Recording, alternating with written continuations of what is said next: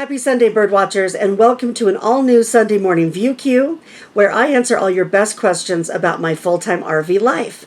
And today, I'm going to tell you if I think a composting toilet is really worth it, how you deal with that terrible RV toilet paper, what I mean when I say chasing 70 degrees and how to do that, how to stay cool in an RV or warm in an RV, and how to take the plunge when you finally decide that you want to be a nomad. Plus, I have a big announcement.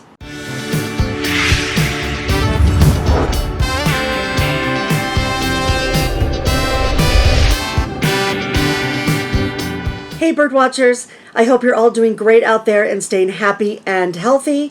Really quick, I'm going to give you the big announcement. Now you might know about 3 weeks ago, I put my last book, Work From Home While You Roam, on sale for $2.99 for a week. It's normally $10 and it has a bunch of job resources for people that want to work remotely. Well, I knew that a lot of people couldn't afford the $10, so I made it $2.99 for a week. And then one of my viewers wrote me and said, yeah, but what about the last book, Be a Nomad, Change Your Life, which is also a huge resource guide for people that want to hit the road. If you don't know about the book, it's a living book. It's a resource that I hope to be ongoing for people that are going on the road, with all kinds of information on budget and how to find camping and social life and the psychology of being on the road, and a ton of resources for health insurance and residency and stuff like that. The book is updated about every quarter. That's why it's an ebook, because you can go in and update it. And I know that a lot of you cannot afford the $10 for that one also, and you're about to hit the road. So I am making Be a Nomad, Change Your Life $2.99. Okay, Rach Faye says, my big hang up in going full time is insurance coverage. So afraid of getting sick and not having the right coverage. She's concerned about leaving her adult kid. And after having a normal, consistent, and steady career, how does she just say, yeah, I've had it. I'm done. I'm hitting the road. Okay, so like I said, in both of my last two books, there is a lot of resources on how to find health insurance. I'm going to go over it really quickly here again, but really what I want you to know is we have resources. I know a lot of us have been under that paradigm where we get our health insurance from our jobs and our benefits from our jobs. That is really changing. Now, luckily, we have the Affordable Care Act. And look, you guys, this show, as you know, is not about politics, so whatever you think about it is fine. I'm just here to tell you that you can get health insurance in the United States without an employer. But essentially, you can go into a marketplace and buy your own insurance. What you pay is based on your income. So if you make under $16,000, you might not pay anything. If you make under like $35,000, you might just pay part of it and the rest of it could be subsidized. And if you pay over that, you have to pay the whole premium yourself. When you look at those marketplaces and all the numbers, making a decision can be really daunting. But there's a lot of resources out there and a lot of different options for people with all different income. But here's one thing that's really important that I want you to know. You mentioned that you were worried about having the right health coverage. It's important when you're a nomad to choose the right state of residency for your needs. A lot of nomads will choose like South Dakota or Texas as a residency state. Getting residency is not that big of a deal, but here's what's important for healthcare. Whatever state you choose for your resident state is going to be the state where you need to get any ongoing treatment. So let's say you're a resident of South Dakota and you're traveling around and you have health insurance. For emergency care, your coverage should extend to whatever state you're in, right? So if you break a leg while you're out, that would be covered. But let's say you get an illness and you need ongoing treatment, that usually is only covered in your residency state. So just think about that when you're making these choices. Think about what would happen if you needed to stay in one place for a long time to get your health care. Where would you want that to be? Then she asked about leaving her adult kid and knowing when the time is right. Look, when you go out on the road, you have a car. You can go back. He can come visit you. You could go visit him. And it doesn't have to be all or nothing. You can choose the style of camping that's right for you. You could do it full time. You could just dip your toe in the pool and do it part time. Everybody should choose a style that works for them. And how do you know when it's right for you? You know, a lady emailed me this week and she said she was sitting in a meeting and she looked around and she thought, why am I here? Why are any of us here? That's exactly what happened to me. And all of a sudden I just knew that a change had to be made. And hopefully it's the same for you. And look, as a nomad, you have freedom. And freedom can be hard sometimes. It can cause some anxiety, but that's because we're in control of everything and how we react to it. So I hope that helps you. Let me know how it goes. Okay, I'm moving on to the next question, which I think is kind of a big one for a lot of you. Donna says, did you install a composting toilet in your new fifth wheel? If not, are you going to? I remember when you installed it in your leisure van and how much you liked it. I am thinking of installing one and would like your input. So yeah, in my first two rigs, which were 25 feet, I had really small water tanks. And I didn't want to waste water flushing a toilet when I only had 25 gallons to last me for 2 weeks for everything. So I opted to get a composting toilet. And I installed it myself. You can go back and see those videos. And really became a champ at using and changing the compost in the composting toilet. If you're not familiar with this, basically you put some kind of a composting medium inside the toilet and you do your business and you turn the handle and it composts the material.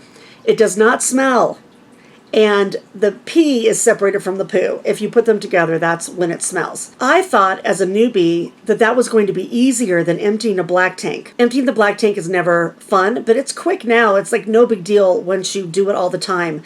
So I had this composting toilet, and you have to deal with the compost. You have to empty it and redo the compost, and it can be heavy to pull in and out.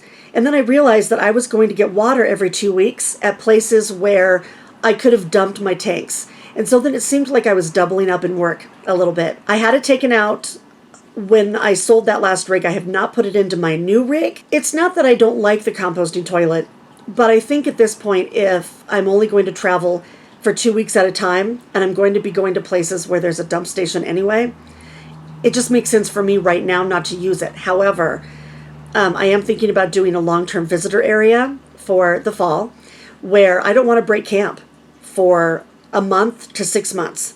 And, you can get one of those little poop cases, that you carry the poop over to the dump station so you don't have to break camp.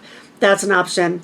But I might put it back in then, because in that case, I don't have to go to a dump station. I don't have to break camp to do that if I have the composting toilet. For somebody that goes to a dump station anyway every 2 weeks to get water, I don't know if it's worth it. If any of you have a composting toilet out there, please also put your thoughts down in the comments so we can all learn from each other. Okay, Sylvie Noel says, my husband and I are getting ready to retire and live full-time in a travel trailer. Good for you. We've been practicing by going out on weekends for short trips. One thing we discovered this weekend is that the toilet paper we bought sucks. I know you're supposed to use special toilet paper for RVs, but the one we bought was so thin it was ridiculous. Yes. Oh my God. RV toilet paper is like that dollar toilet paper you get at the dollar store. It's the worst. I agree with you. I couldn't deal with that toilet paper. The good thing is that with the composting toilet, I got in the habit of putting all my paper products in a bin, a trash can next to the toilet, because I didn't want to put toilet paper into the compost because it would gum it up and I would have to change it more often. And I just got used to that. So I use regular, wonderful toilet paper. I refuse to get that cheap stuff. You do not have to use RV toilet paper and put it down into your tank, although some people do. I know a lot of people that just put their paper products into their bin and then take it out to the trash. Oh, and here's another thing that reminds me of. Quick tip. When you go out on the road, you'll be amazed at how much trash you accumulate. So I did a video on this about 1.5 years ago called Trash Talk, if you need more information, but really quick. When I go to the store to stock up on my way out to a new spot, I wash my vegetables, I cut them up so I can get rid of the scraps, and I take everything I can out of containers like plastic containers or boxes from the store. And I put that stuff in Tupperware or some other storage container in my house so I can dump all that trash while I'm still at the store. Then when I get out to my campsite, I have 2 separate trash containers. One for things that cannot be burned and another one for things that can. So I have a paper bag, and in there I keep anything that I can burn, like scrap pieces of paper or pieces of cardboard from packaging. And then every morning when I go out to my morning fire, I use it as kindling, and that cuts my trash down by half. Okay, the next question is from Angel's Cove. By the way, I really like your hat. She said, I'm really curious about heating of the RV. What is needed to keep the Class C warm, especially during the winter? Okay, I thought this was interesting because most of the questions I'm getting right now are how to stay cool. I did get some other questions about that as well, so I'm going to answer both. You guys have probably heard me say that you want to trap in the heat or the cool first thing in the morning. So when you're in the winter, that cold is rising up through your floor. So the best thing you can do is get some rugs, keep on slippers, right?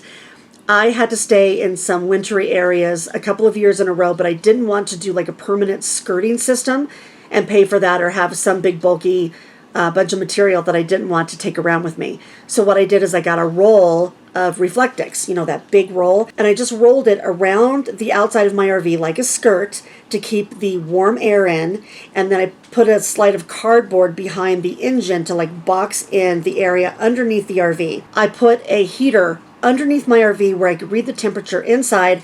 One time it was 3 degrees outside and it was like 70 degrees under my RV just using Reflectix. The other thing you want to think about is separating your cab area, if you have a C or an A or a B, from your living area. I did that with blackout curtains. You also want to put something up in your windshield to keep the heat or the cool out. That makes a huge difference. And whether you're trying to stay warm or cool, trap in that heat or cool in the morning first thing. Open up your southern facing windows, open up the blinds if you want to warm up the RV, close them and put Reflectix in if you want to keep the heat out, and then make sure that you stay ahead of it. I would rather be really cold, like I am now, and wear a sweatshirt and keep the cool air in because I know it's going to get warm later, rather than try and fight that later because it's hard once the sun is out. And that leads me to my next question, which is about chasing 70 degrees. Now, this is a phrase you hear all the time in RV life, right? Bob Keefe said, "You said you chase 70-degree weather. How do you determine where that will be?"